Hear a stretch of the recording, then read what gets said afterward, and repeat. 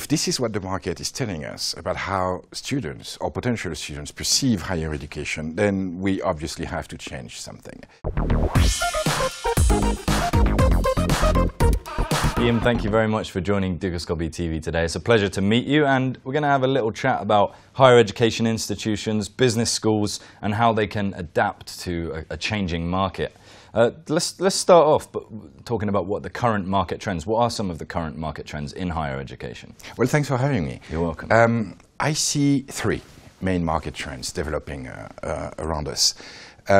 First, there's a change in students' expectations. One of the most interesting experience to do to see what the market for MBA, for example, is to simply type in Google search MBA is. Google will give you three suggestions. MBA is a waste of time. MBA is too expensive. MBA is boring. If this is what the market is telling us about how students or potential students perceive higher education, then we obviously have to change something.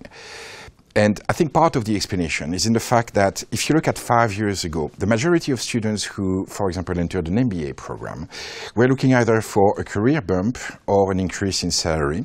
Vast majority of them wanted to be managers, and many of them wanted to be traders. That was 5 years ago. Today, the vast majority of students, when we ask them, why are you entering an MBA program, is telling us they want to have a social impact. So the question is being raised for schools, how do you train someone for a management program who doesn't want to be a manager? Students have understood that the next trader is going to be an algorithm. They are no longer dreaming of working at Goldman Sachs. So there are enormous evolutions in the desires of students. They're all working on some app in their garage. They want to be entrepreneurs. They are no longer the students we had 5 years ago. That's a major evolution. The second evolution is through digital programs, from MOOCs to SPOCs to all kinds of digital offers that are now available in the market. There's a lot of very inexpensive and sometimes even completely free and sometimes very serious programs that are now available in the market. That's an enormous challenge for business schools because they are going to have to reinvent their model. And the third one, and I call this the necessary switch to a student-centric education model. The vast majority of students is no longer interested in the old model, the one you and I had to follow when we went to school, where basically you sit down 30 hours a week and listen to a doctor and a researcher who knows. That doesn't work anymore. Students are no longer interested in that model. They don't want to just learn, they want to understand by doing things. So with this, talking about online education, there are already certain amount of aspects of higher education that are online.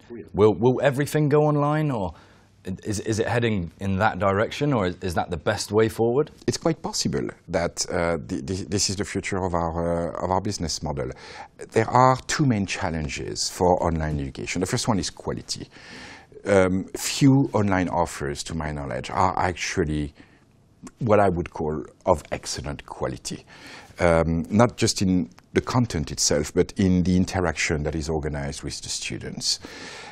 Following a program online is difficult. It requires discipline. It requires intellectual disponibility. This is a complex matter to produce, and there's still a lot of work to do to actually produce an online offer that is enjoyable by students. That's challenge number one. Challenge number two is that very few people actually know how to make money with online education. The business model hasn't been clarified yet. Everybody's going online. Everybody's producing MOOCs. No one's making actually any profits out of them. So they're doing it for the prestige. So the business model has to be clarified. And you mentioned this phrase earlier, student-centric. Yes. What does that mean? Well, one of the pressures that the world of education has to follow is the pressure of accreditation. The market will consider you are a serious institution if you are well accredited.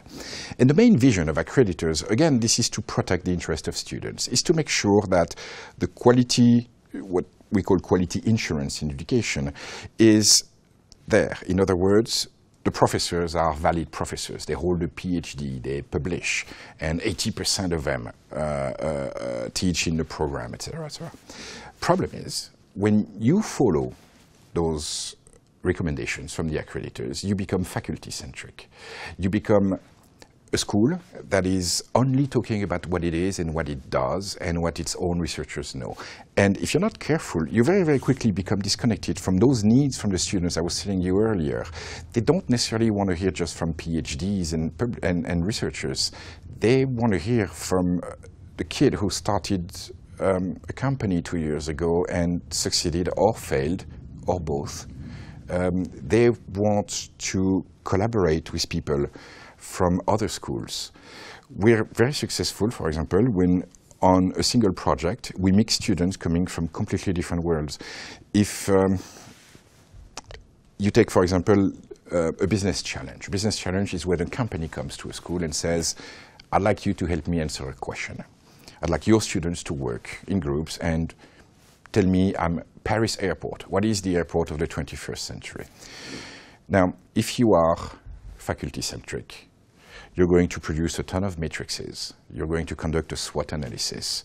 And business school students are going to provide a business school answer to that company. Problem is, 65% of corporations no longer trust business schools to deliver their proper executives, well-trained executives. That doesn't work. What works is, to answer this question, you build a group of a student coming from a design school, another one coming from an art school, another one coming from a business school.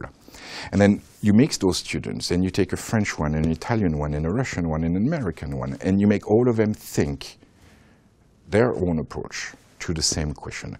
Now you've produced something. You're no longer faculty-centric. You have become business-centric and student-centric. With all this in mind, do you see this as the end for campuses and like on-ground education? Because you talk about this collaboration as well. Isn't this environment of a campus important for this collaboration and where people can come together as well? And I'm absolutely convinced this is the future of campuses.